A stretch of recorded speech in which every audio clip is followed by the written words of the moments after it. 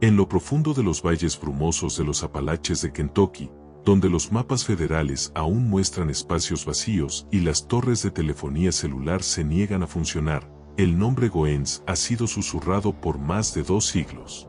No hablado en voz alta, sino susurrado como una oración que temes que pueda ser respondida.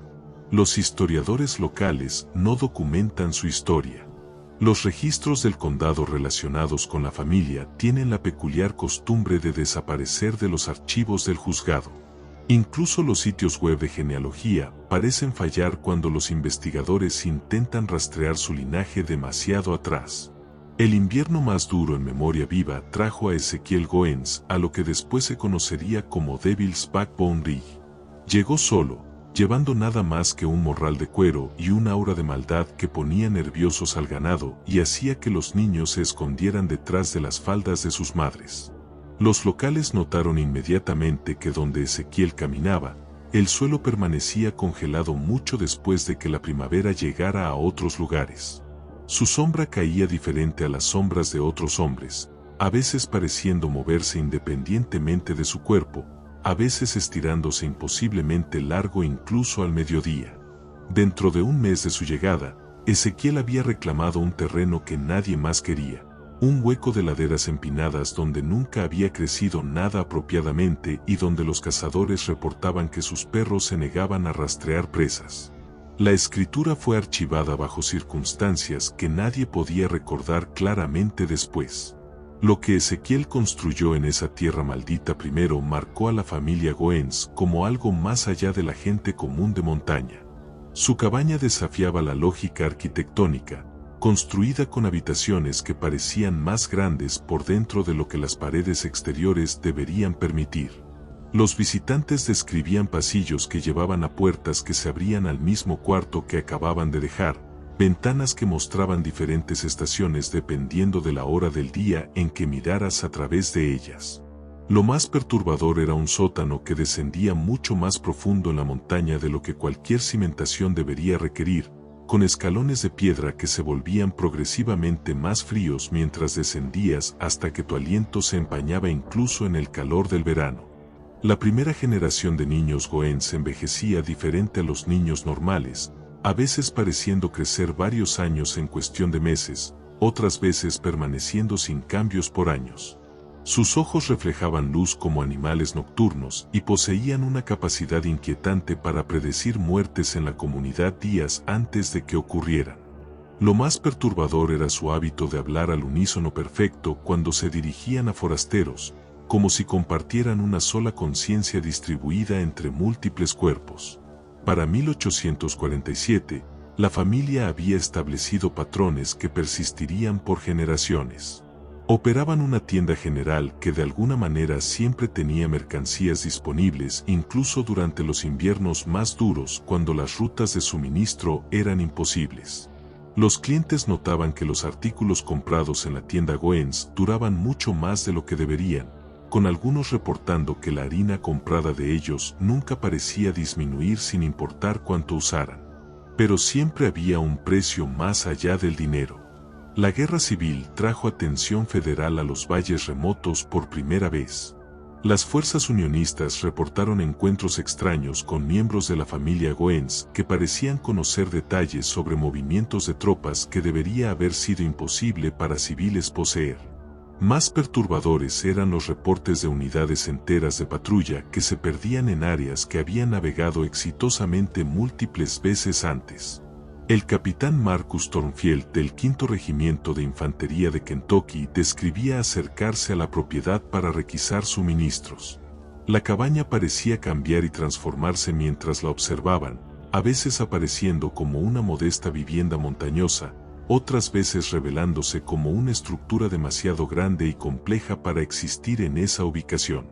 Cuando Thornfield exigió hablar con el jefe del hogar, fue recibido por lo que parecía ser el mismo hombre emergiendo de 3 puertas diferentes simultáneamente. Cada figura afirmaba ser Ezequiel Goens, cada una hablaba con voces idénticas y cada una parecía completamente inconsciente de la presencia de las otras. Los suministros proporcionados por la familia Goens tuvieron efectos inesperados. Las raciones que deberían haber durado días alimentaron a toda la unidad por semanas. La munición disparada desde armas cargadas con pólvora proporcionada por los Goens nunca parecía fallar sus objetivos, pero el sonido de estos disparos hacía eco de manera extraña, como si el fuego de armas originara desde algún lugar mucho más profundo bajo tierra. Varios de los hombres de Thornfield comenzaron a experimentar sueños compartidos de vastos espacios subterráneos llenos de maquinaria que precedía la civilización humana. La entrada final del diario del capitán respecto a la familia Goens simplemente decía: hemos sido marcados por nuestra transacción. Después de la guerra, la influencia de la familia se expandió dramáticamente. Establecieron un aserradero que procesaba madera más rápido de lo mecánicamente posible, un elevador de granos que de alguna manera producía más harina de la que el trigo entregado debería haber rendido, un servicio postal que entregaba cartas a destinatarios que habían muerto años antes. Los matrimonios Goens buscaban activamente parejas de ubicaciones distantes. Los posibles cónyuges eran reportados siendo atraídos a miembros de la familia a través de sueños que comenzaban semanas antes de que realmente se conocieran. Estos sueños presentaban las mismas imágenes: vastas cámaras subterráneas llenas de una luz color ámbar, voces hablando en armonías que las gargantas humanas no deberían poder producir.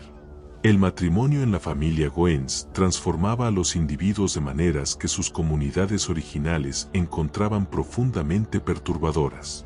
Los cónyuges desarrollaban la misma calidad ocular reflectiva que los parientes de sangre, la misma resistencia a los procesos de envejecimiento normal, y el mismo hábito inquietante de a veces parecer estar en múltiples ubicaciones simultáneamente.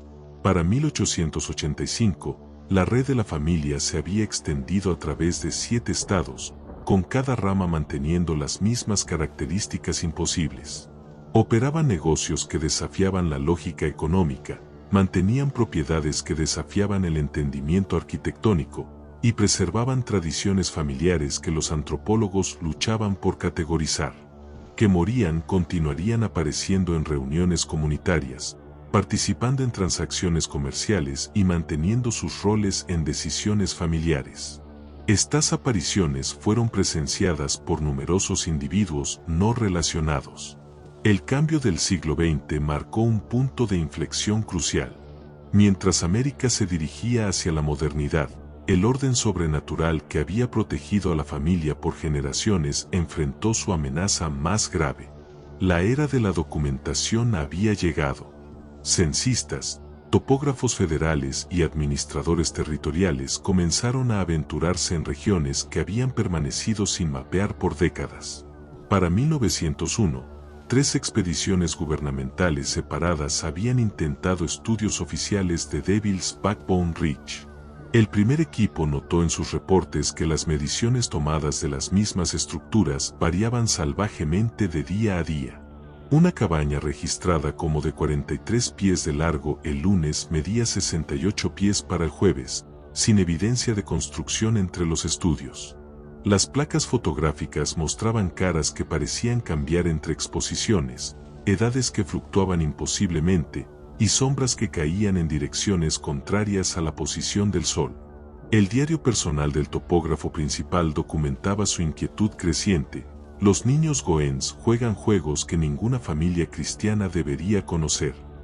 La entrada final del topógrafo, fechada 3 semanas después, consistía en una sola frase repetida cientos de veces: la montaña recuerda todo. La segunda expedición, lanzada en 1903 con supervisión militar, duró exactamente un día. El reporte del oficial comandante simplemente decía: terreno inadecuado para estudio. El tercer intento vino en 1907, liderado por el antropólogo Dr. Edmund Thornfield de Harvard. Su metodología era meticulosa, empleando tanto documentación escrita como grabaciones de cilindro de Edison. Por primera vez en su historia documentada, la familia Goens parecía genuinamente preocupada por la atención externa. Dr. Thornfield documentó rituales que mezclaban imágenes cristianas con prácticas que no podía identificar, un dialecto que incorporaba palabras de idiomas que precedían el asentamiento europeo. La familia Goens mantiene registros genealógicos que se extienden siglos atrás, escribió. Sin embargo, su método de documentación desafía la cronología convencional. Hablan de ancestros como si permanecieran activamente involucrados en decisiones familiares.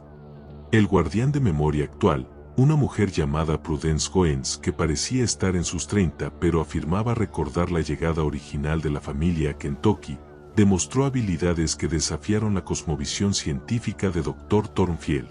Las entradas de su diario describen periodos donde parecía existir simultáneamente en múltiples periodos temporales, presenciando eventos del pasado de la familia mientras permanecía conscientemente presente en 1907. Los límites entre pasado y presente se disuelven completamente en su presencia, escribió. He asistido a reuniones familiares donde parientes fallecidos participan tan completamente como los vivos. Dr. Thornfield nunca regresó a la vida académica. Se estableció en una cabaña cerca de Devil's Backbone Ridge, volviéndose cada vez más recluso. Fue visto por última vez en 1952, aparentando no tener más de 30 años a pesar de estar bien en sus años 80 según los registros universitarios. La respuesta del gobierno federal fue característica. Devil's Backbone Ridge fue silenciosamente reclasificado como inadecuado para documentación territorial estándar. Se estableció un departamento especial que desarrolló métodos alternativos para manejar poblaciones que existían fuera de la realidad convencional. Las empresas comerciales de la familia se expandieron dramáticamente. Goens Trading Company estableció oficinas en Charleston, Lexington y Knoxville, ofreciendo servicios que desafiaban categorías comerciales convencionales. Los clientes buscaban servicios Goens para desafíos que los negocios convencionales no podían abordar. El enfoque de la familia a estas consultaciones mantenía su mezcla característica de lo mundano y lo imposible. Una reunión comercial típica podía comenzar con discusión convencional, pero conforme progresaba, los participantes gradualmente se daban cuenta de que la conversación estaba siendo informada por conocimiento que ninguna investigación convencional podría haber obtenido. El pago por servicios Goens raramente involucraba moneda convencional. Los clientes se encontraban entrando en acuerdos que abarcaban obligaciones que se extendían mucho más allá de transacciones financieras simples, incluyendo términos que solo se volvían claros años o décadas después. Conforme la minería de carbón y las operaciones madereras transformaban el paisaje de los Apalaches, la familia Goens se posicionó como intermediarios entre negocios convencionales y las fuerzas sobrenaturales que el desarrollo industrial estaba perturbando. Las compañías mineras que habían ignorado advertencias locales encontrarían sus operaciones plagadas por accidentes inexplicables hasta que buscaran consulta Goens. La expansión de la familia más allá de su territorio tradicional comenzó a diluir su conexión con las fuerzas sobrenaturales que los habían empoderado originalmente. Los miembros operando en ciudades distantes reportaron que sus habilidades eran menos confiables. Los rituales antiguos se volvieron más difíciles de realizar conforme los miembros se dispersaron. Los años durante y después de la Primera Guerra Mundial trajeron cambios que alterarían para siempre la relación de la familia con el mundo moderno. Abraham Goens estableció contratos de suministro con intendentes militares en ambos lados del conflicto. La familia súbitamente controlaba vastas redes de granos, municiones y suministros médicos que se movían a través de las montañas con eficiencia sobrenatural. Los cirujanos que usaban morfina y vendajes proporcionados por Goens reportaron tasas de curación milagrosas, pero también efectos secundarios perturbadores. Los soldados heridos se recuperarían de lesiones fatales, pero regresaban cambiados. Sus ojos reflejaban luz diferente, podían navegar sin brújulas, y parecían escuchar órdenes que sus oficiales nunca dieron. Para el final de la guerra, la red Goens había infiltrado estructuras de comando en ambos lados, creando una organización sombra que trascendía límites políticos. Los oficiales que nunca habían conocido a la familia directamente se encontraban tomando decisiones que beneficiaban los intereses Goens, compelidos por impulsos que no podían explicar. La amenaza real vino de una fuente inesperada, su propio éxito. En 1924, el investigador del Departamento del Tesoro William Ashford llegó al este de Kentucky como parte de una investigación sobre evasión fiscal. Conforme profundizó en las operaciones Goens, encontró anomalías que su entrenamiento no lo había preparado para manejar. Registros financieros que existían en múltiples bancos simultáneamente, pero con información diferente en cada copia. Documentos de envío que describían cargas que excedían la capacidad física de los navíos. Testimonios de empleados que se contradecían dentro de entrevistas individuales. Cuando Ashford solicitó inspeccionar las minas personalmente, Ezequiel Goens mismo se ofreció a guiar el tour. En las profundidades, Ashford notó que su brújula comenzó a comportarse erráticamente. El aire se volvió más cálido en lugar de más frío conforme descendían, y las paredes parecían emitir una luminiscencia tenue que hacía sus linternas casi innecesarias. La veta de carbón desafiaba cada principio de ingeniería minera. Se extendía en direcciones que deberían haber interceptado con otros pozos, sin embargo, mantenía su integridad. El carbón poseía una calidad inusual, quemando con una intensidad que lo hacía extraordinariamente valioso. Fue entonces que Ashford notó el silencio. Los sonidos usuales de una mina funcionando estaban ausentes. Cuando mencionó esta observación, Ezequiel respondió: "El sonido viaja diferente aquí abajo". Ashford descubrió que sus instrumentos de escritura no funcionarían apropiadamente en las profundidades. Las marcas de lápiz aparecían desvanecidas, la tinta se negaba a fluir, e incluso rasguños hechos en el polvo parecían desvanecerse momentos después. El viaje de regreso se sintió significativamente más corto que su descenso, aunque su reloj insistía que habían estado bajo tierra por más de 4 horas. Cuando emergieron, se sorprendió al encontrar que el sol parecía estar en la misma posición que había ocupado cuando entraron.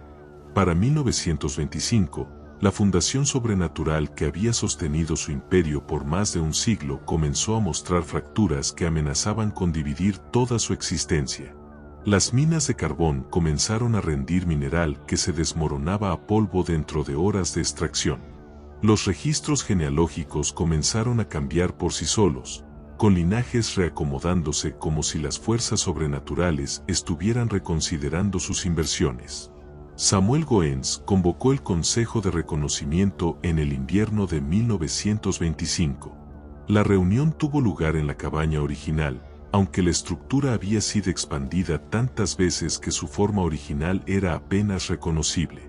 Las paredes parecían pulsar con un ritmo orgánico, y los miembros reunidos proyectaban sombras que se movían independientemente de sus cuerpos. 23 descendientes directos asistieron, representando cada rama del árbol familiar.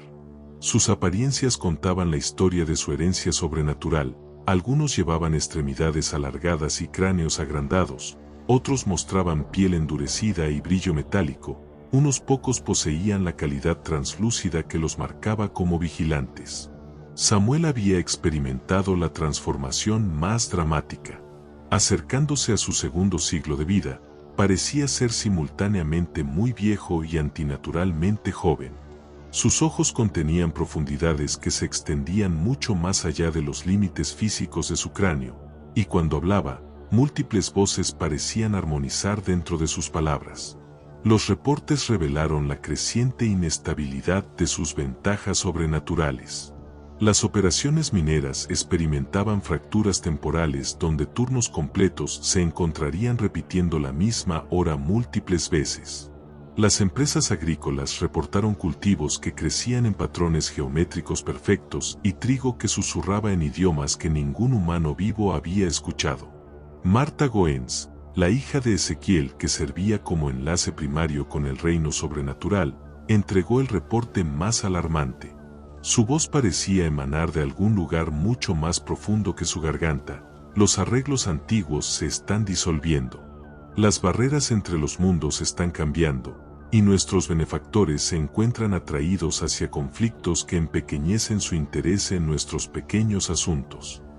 Revelaron que la familia Goens era parte de una red mucho más grande de alianzas sobrenaturales conectadas al gran trabajo, un proyecto cósmico que requería cooperación de inteligencias de múltiples dimensiones.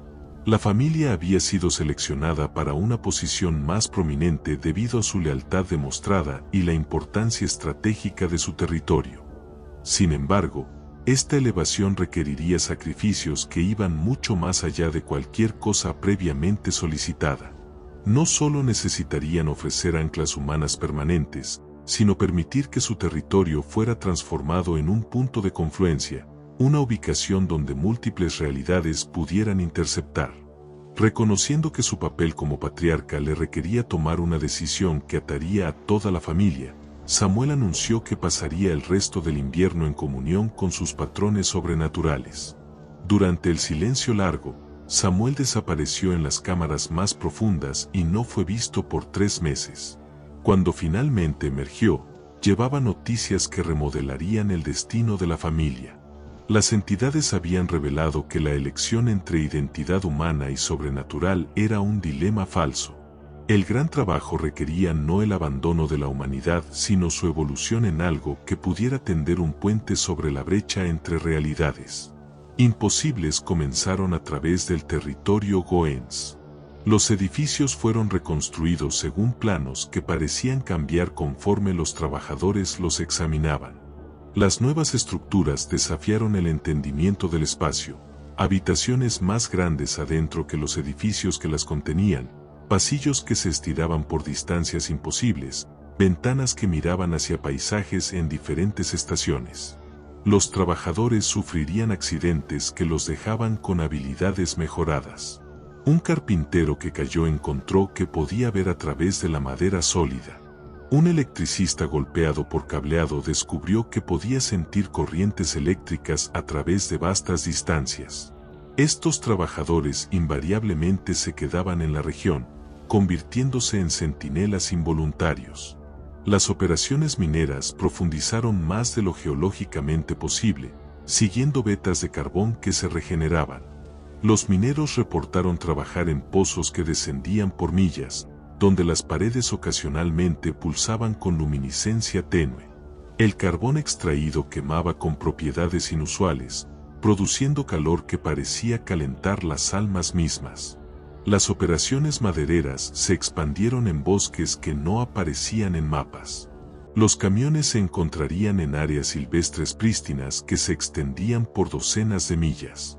La madera cosechada poseía cualidades notables, permanecía perfectamente preservada, podía ser moldeada a mano como arcilla, se volvía más fuerte con el tiempo.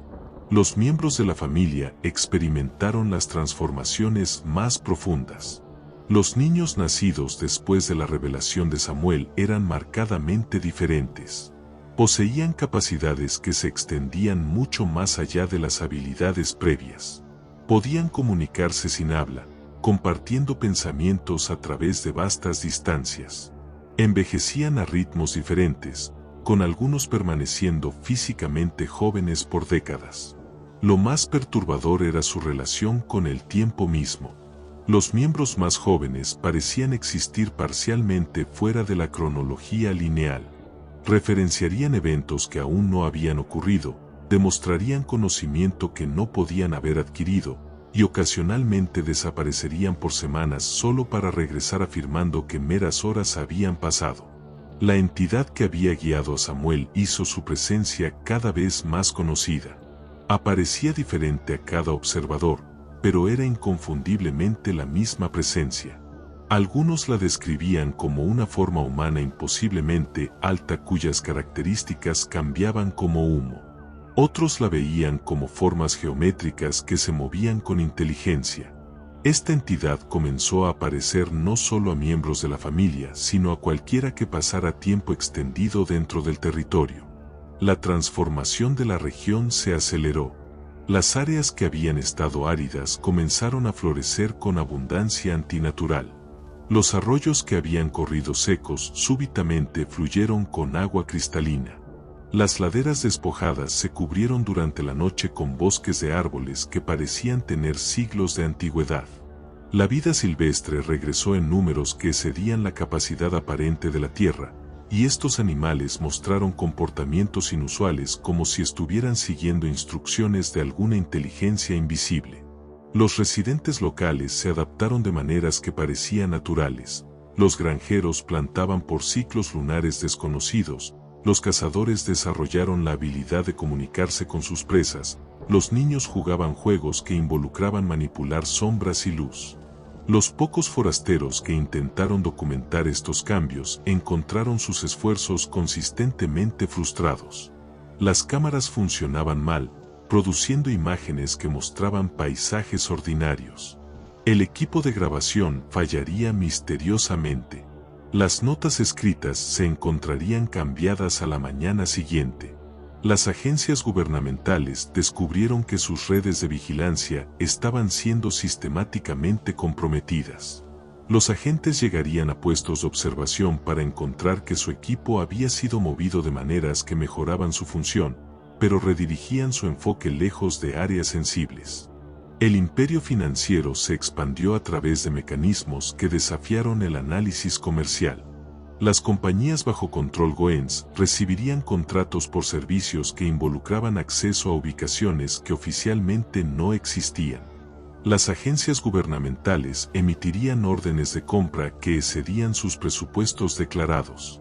Los políticos se encontraron apoyando legislación que beneficiaba los intereses Goens sin entender por qué. Los jueces descubrieron que los casos se resolverían a través de precedentes que aparecían en sus mentes completamente formados. El personal militar se encontraría reasignado a deberes que proporcionaban protección para las operaciones Goens. La transformación no fue sin costos. Los miembros que habían luchado con los aspectos sobrenaturales se encontraron abrumados. Varios de la generación más vieja simplemente desaparecieron, dejando solo pertenencias arregladas en patrones que sugerían absorción en el tejido de la realidad alterada. Algunos residentes de mucho tiempo huyeron completamente, aunque se encontraron incapaces de discutir sus experiencias con forasteros, como si las memorias se volvieran inaccesibles una vez que cruzaran ciertos límites geográficos.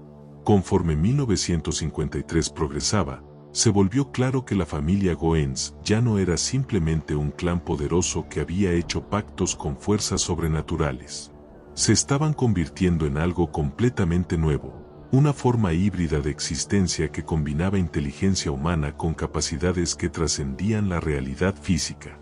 En las profundidades de Devil's Backbone Ridge, donde la propiedad torcida aún se erguía, algo antiguo se agitó con satisfacción. Los pactos hechos habían evolucionado en algo mucho más grande, una nueva forma de existencia que serviría como puente entre mundos. La familia Goens había encontrado su destino, pero a un costo que resonaría a través de generaciones. Habían trascendido las limitaciones humanas, pero al hacerlo, habían sacrificado su humanidad misma. Su historia sirve como una advertencia sobre el precio del poder y los peligros de hacer pactos con fuerzas más allá de la comprensión humana. En los valles brumosos de los Apalaches, donde las sombras bailan con vida propia y el tiempo fluye como miel espesa, la verdad permanece. Algunos conocimientos tienen un costo demasiado alto, algunos poderes demandan sacrificios demasiado grandes, y algunas transformaciones no pueden deshacerse. Las montañas recuerdan, y en las noches más silenciosas, cuando el viento susurra a través de los árboles antiguos, aún puedes escuchar los ecos de voces que una vez fueron humanas, llamando desde las profundidades de un mundo que ya no reconocen como propio. El nombre Goens persiste en los registros fragmentados y las memorias desvanecidas, un recordatorio de que en los lugares donde el mundo moderno no puede alcanzar, las fuerzas antiguas aún caminan, y siempre están buscando nuevas almas dispuestas a pagar el precio definitivo por el poder definitivo.